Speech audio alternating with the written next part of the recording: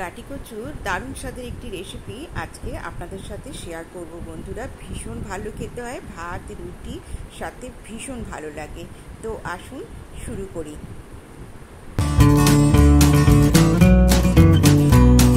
দেখুন বন্ধুরা, আমি গাটি কচুগুলো সিদ্ধ করে আমি খোসা ছাড়িয়ে নিলাম।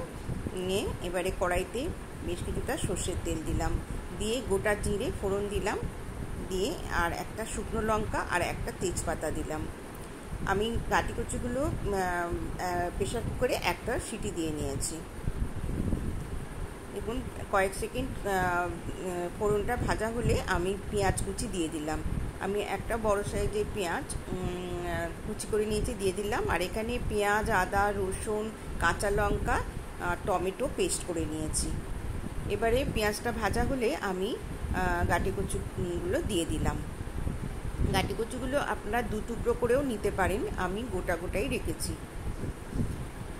এখন একটু ভাজা ভাজা করে নিলাম, নিয়ে অল্প একটু হলুদ দিলাম। ভীষণ ভালো খেতে লাগে বন্ধুরা। আমার আজকের রেসিপি যদি আপনাদের ভালো লেগে থাকে বন্ধুরা, তাহলে লাইক করবেন, কমেন্ট করবেন, আর বেশি বেশি করে সবার সাথে একটু শেয়ার করে দেবেন। আর নতুন বন্ধুরা হলে আমার চ্যানেলটিকে সাবস্ক্রাইব করে আমার পাশে থাকার অনুরোধ রইল। আর দেখুন আমি এখানে একটু গাটি কচুগুলো ভেজে নিয়ে পেঁয়াজের সাথে ভেজে নিয়ে আমি পেস্টটা দিয়ে দিলাম। দিয়ে আবারও ভালো করে আমি মিশিয়ে নিলাম। নিয়ে এর মধ্যে দিয়ে দিলাম শুকনো লঙ্কা গুঁড়ো হাফ টিস্পুন, আর দিয়ে দিলাম হাফ টিস্পুন দিয়ে দিলাম জিরে গুঁড়ো। দিয়ে আবারও ভালো করে আমি মশলার সাথে কষিয়ে নেব। দিয়ে দিলাম স্বাদ মতো নুন। ভালো করে আবার মিশিয়ে নেব।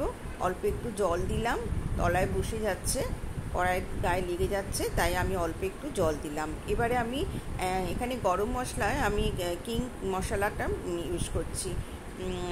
এখানে দিলাম অল্প একটু চিনি দিলাম, আর কাশ্মীরি গুঁড়ো লঙ্কা হাফ টিস্পুন দিলাম, আর হাফ টিস্পুন দিলাম গরম মশলা। ওই কিং মশলাটা আমি ব্যবহার করছি এখানে।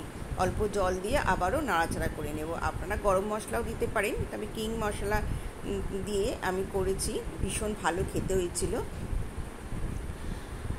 অল্প অল্প জল দিয়ে, যেহেতু আঠালো গাটি কচু, সে কিন্তু বারবার কড়াই গায়ে লেগে যাচ্ছে, অল্প অল্প জল দিয়ে আমি 2 মিনিট একটু লো ফ্লেমে ঢাকা দিয়ে রেখেছিলাম একদম। দেখুন বেশ তেল ছেড়ে এসেছে। এবারে আমি জল দিয়ে দেব। বেশি জল দেব না, আমি আজকের বানাবো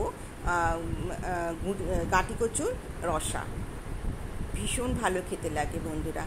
আর আমি ঢাকা দেব না, আমি 2 মিনিট ফুটিয়ে ধনেপাতা কুচি ছড়িয়ে দিলাম, দিয়ে আমি গ্যাস বন্ধ করে স্ট্যান্ডিং টাইমে রাখলাম। 3 মিনিট রেখে আমি একটা বোলে সার্ভ করে দিচ্ছি। দেখুন কত সুন্দর হয়েছে, খেতেও হয়েছিল অসাধারণ বন্ধুরা।